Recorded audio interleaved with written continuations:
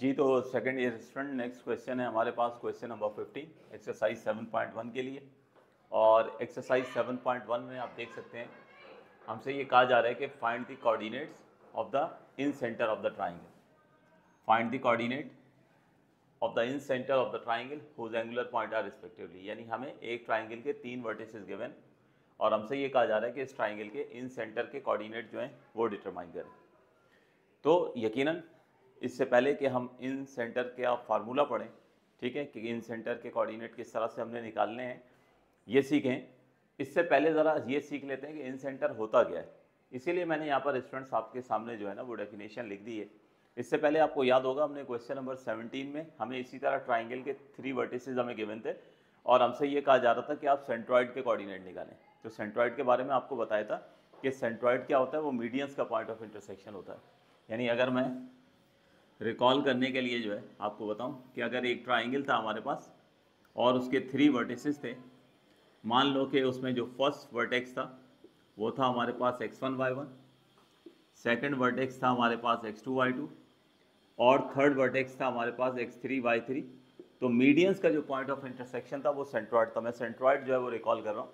तो सेंट्रॉइड के लिए मैंने आपसे ये कहा था बेटे कि हम एक लाइन जिसकी इब्तदा किसी एक वर्टेक्स से होगी वो वहाँ से ड्रॉ करें, इस तरह के वो जो सामने वाली साइड है उसके मिड पॉइंट को टच करें, ठीक। यानी ई जो है वो बी और सी का मिड पॉइंट है। तो ये क्या कहलाता है, ये लाइन जो है ये मीडियन कहलाती है। ये लाइन मीडियन कहलाती है, यानी वो लाइन जो एक वर्टेक्स से उठे और सामने वाली जो अपोजिट साइड है उसके मिड पॉइंट को टच करे, उसे हम मीडियन कहते हैं।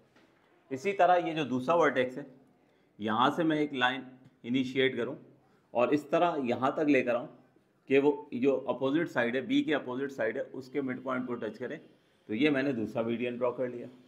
इसी तरह से बेटे मैं यहाँ से जो है वर्टेक्स सी से एक लाइन का आगाज़ करूँ और वो यहाँ पर अपोजिट साइड जो है ए बी इसके मिड पॉइंट को टच करे, तो ये तीनों मैंने मीडियंस ड्रॉ कर दिए।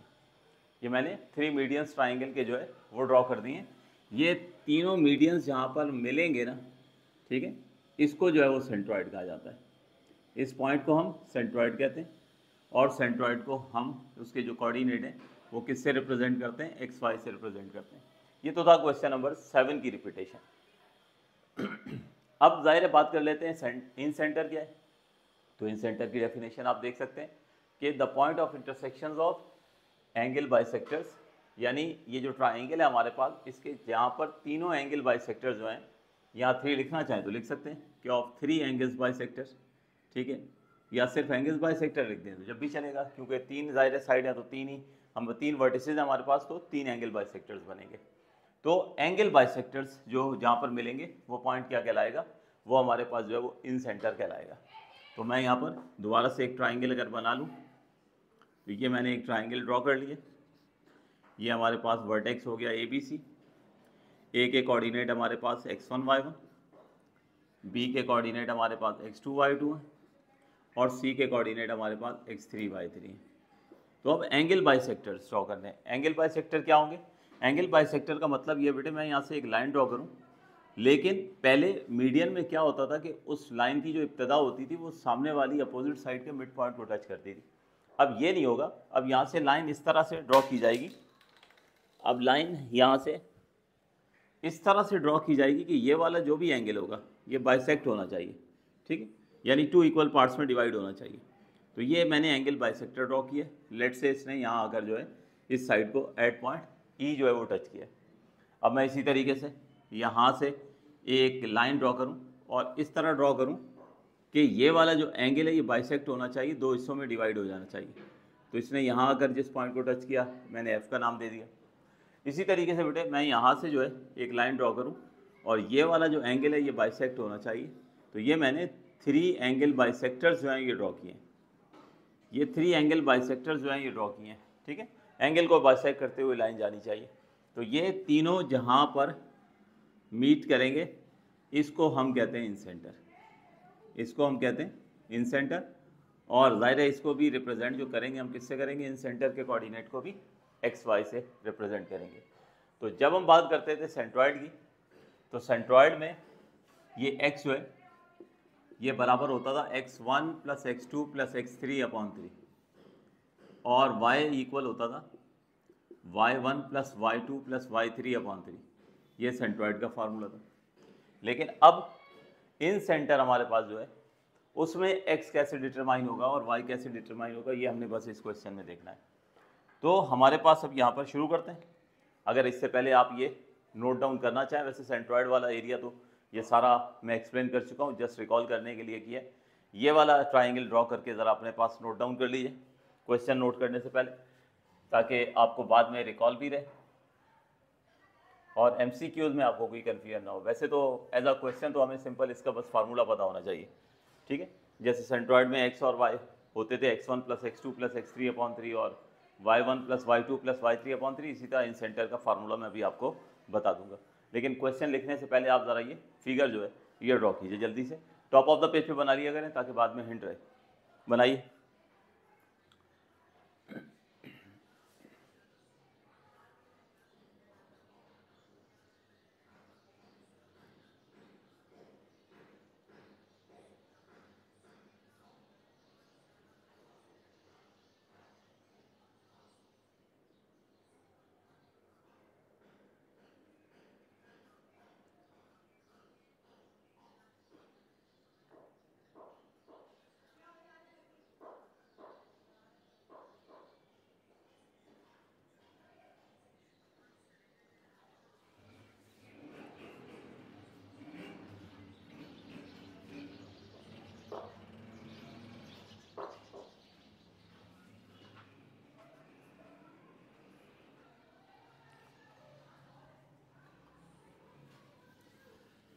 तो अब स्टूडेंट्स वर्किंग ज़रा देख लेते हैं कि किस तरीके से हमने करना है इसको। तो ये ट्राइंगल हमारे पास है जिसके वर्टिसेस L, M और N है, ठीक है। और हमसे ये कहा जा रहा है कि इस ट्राइंगल के जो है इन सेंटर के कोऑर्डिनेट निकालें।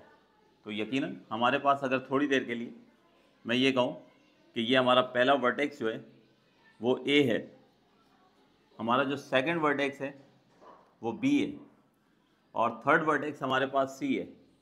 तो फर्स्ट ईयर ट्रिग्नोमेट्री में स्टूडेंट्स आपको याद होगा कि हम क्या करते थे, हम कहते थे कि वर्टेक्स A के सामने जो साइड है ना उसकी लेंथ को हम स्मॉल लेटर a से रिप्रेजेंट करते थे। वर्टेक्स B के सामने जो साइड होती थी उसको हम B से रिप्रेजेंट करते थे और वर्टेक्स C के सामने जो साइड होती थी उसे हम C से रिप्रेजेंट करते थे, ठीक है ना। तो यहाँ पर भी जो वर्टिसेस दिए गए हैं वो L, M और N दिए गए हैं, ठीक है। तो उसी तरह L हमारा जो है चूँकि फर्स्ट वर्टेक्स है तो फर्स्ट वर्टेक्स के सामने जो साइड होगी उसे आप फर्स्ट लेटर A से रिप्रेजेंट करोगे। ये हमारा सेकंड वर्टेक्स है, ठीक है। इसे हम जो रिप्रेजेंट करेंगे वो सेकंड अल्फ़ाबेट B से रिप्रेजेंट करेंगे और C जो है हमारे पास ये थर्ड वर्टेक्स है, इसे जो है हम थर्ड लेटर से अल्फ़ाबेट्स के उससे रिप्रेजेंट करेंगे। उसकी वजह क्या है, अगर आपने इसको डिफ़र कर दिया तो फिर आपकी कैलकुलेशन में मिस्टेक हो जाएगी और आंसर नहीं आएगा। तो ये यहाँ पर सबसे पहले मैंने मेंशन कर दिया। क्यों मेंशन कर दिए? क्योंकि इन सेंटर के फार्मूले में जो है हमें जो है वो सबसे पहले ट्राइंगल की जो है वो तीनों साइड्स चाहिए होती हैं। तो इसलिए मैंने यहाँ पर ये इस ट्राइंगल की जो तीनों साइड्स हैं ना उसको ABC का नाम दे दिया। तो अब यहाँ पे हम फार्मूला जो है वो लिख देते हैं।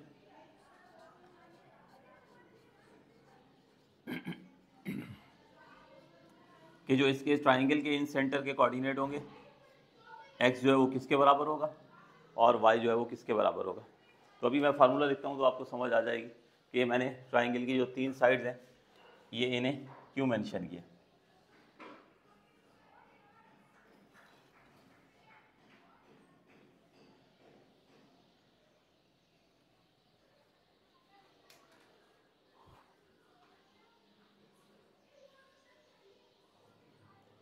तो हमारे पास जो x होता है, अगर कभी भी हमें इन सेंटर के कोऑर्डिनेट मालूम करने होंगे तो a होता है हमारे पास ax1 plus bx2 plus cx3 over a plus b plus c।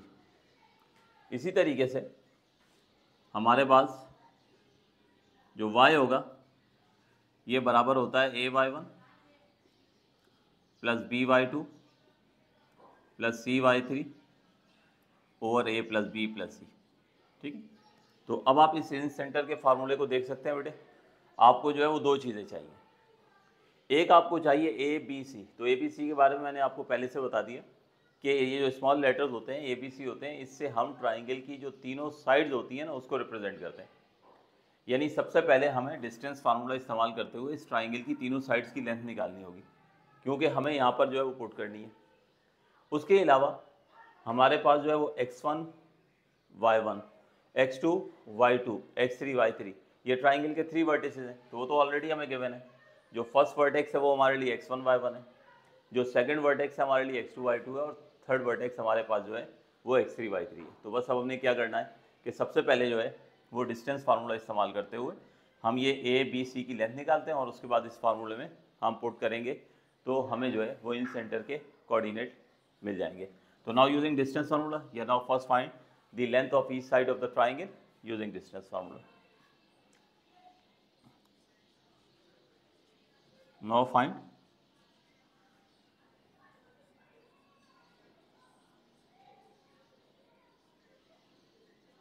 length of each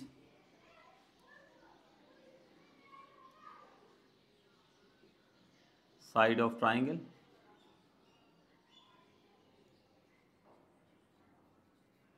using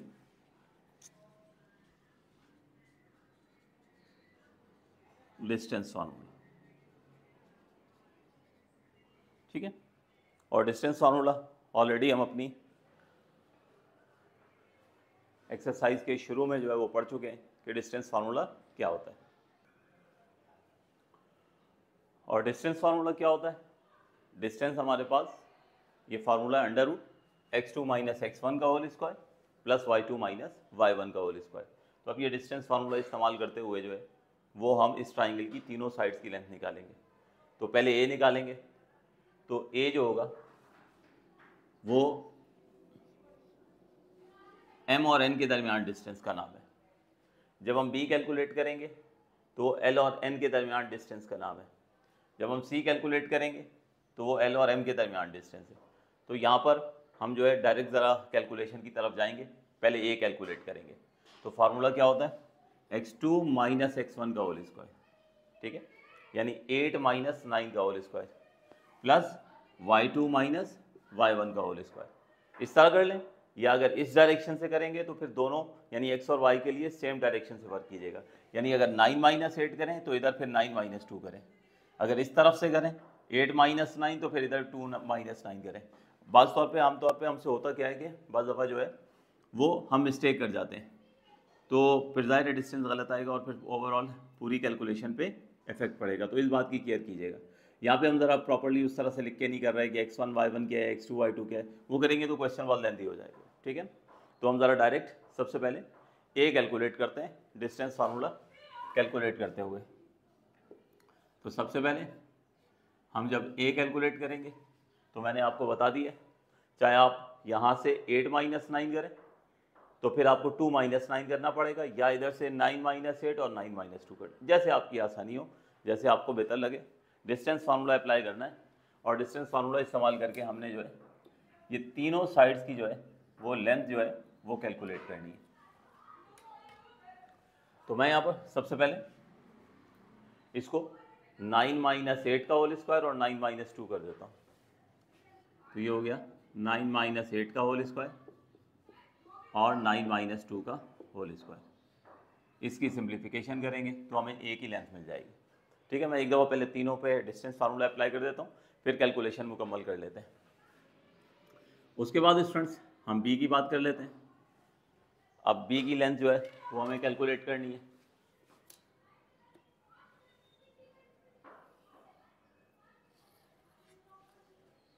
b calculate करने के लिए ये आप देख सकते हैं, अब डायरेक्शन जो है ये देखें, 9 माइनस 2 करें तो फिर 9 माइनस 8 कीजिएगा।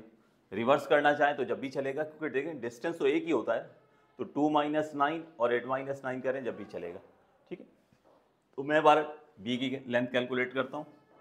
तो 9 माइनस 8 ये कर रहा हूँ यहाँ पे, 9 माइनस 8 का होल स्क्वायर, और यहाँ पे बल्कि सॉरी 9 माइनस 2 का होल स्क्वायर होगा, और उसके बाद 9 माइनस 8 का होल स्क्वायर। ठीक है, ये यहाँ पर भी डिस्टेंस फार्मूला अप्लाई कर दिया। अब इसके बाद थर्ड साइड पर जो है हम यहाँ पे डिस्टेंस फार्मूला अप्लाई करते हैं और सी की लेंथ जो है वो कैलकुलेट करते हैं। तो जब सी की लेंथ कैलकुलेट करेंगे तो ये देख लें, ये साइड है आपके पास, तो x2 माइनस x1 का होल स्क्वायर यानी 8 माइनस 2 का होल स्क्वायर, 8 माइनस 2 का होल स्क्वायर, और उसके बाद y2 माइनस y1 का होल स्क्वायर यानी ये हो जाएगा, ये देखें 2 माइनस 8 का होल स्क्वायर।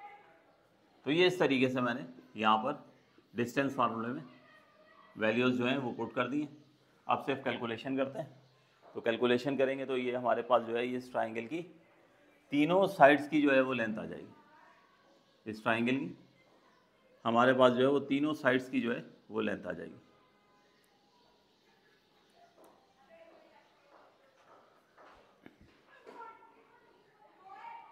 और उसके बाद फिर इन सेंटर के फार्मूले में हमने डेटा पुट करना है। तो ये मैं करता हूँ कैलकुलेशन।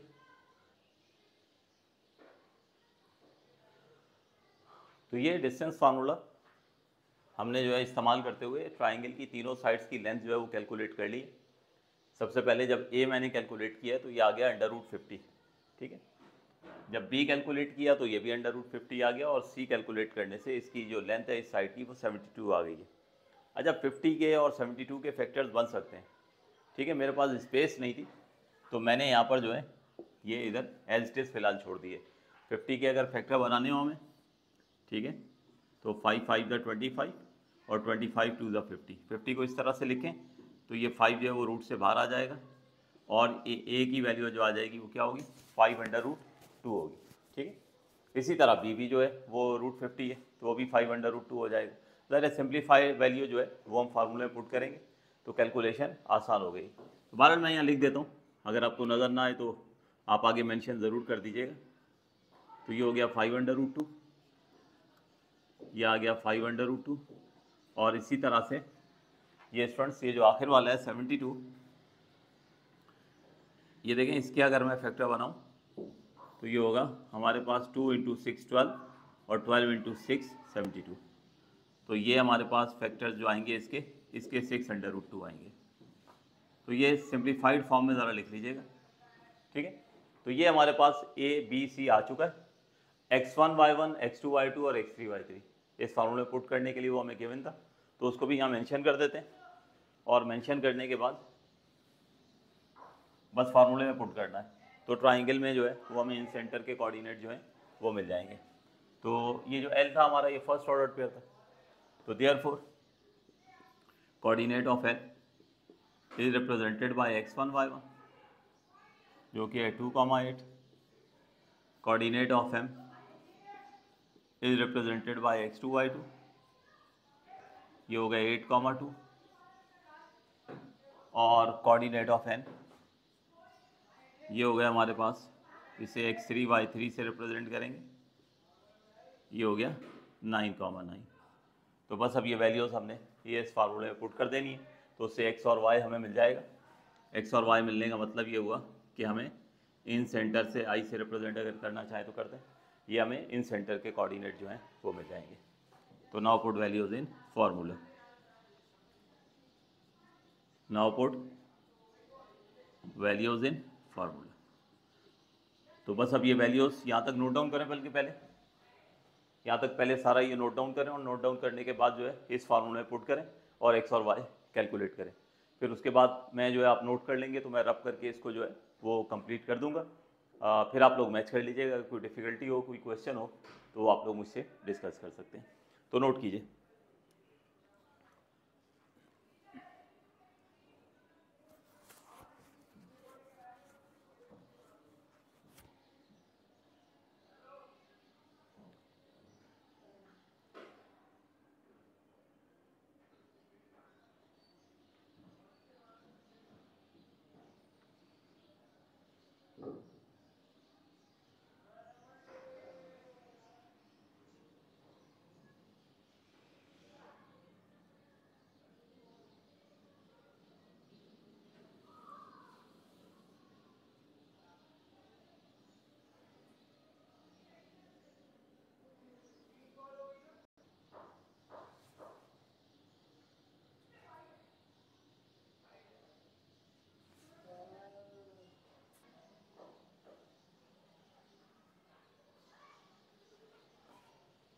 जी तो स्टूडेंट्स, अब मैं इसको जो है वो कंप्लीट कर देता हूँ, ये डाटा जो है फार्मूले में पुट कर देता हूँ, आप अपने तौर पे जो है वो वर्किंग करें इसको, ठीक है, और इसको जो है कंप्लीट करें ज़रा, और इन सेंटर के कोऑर्डिनेट निकालें।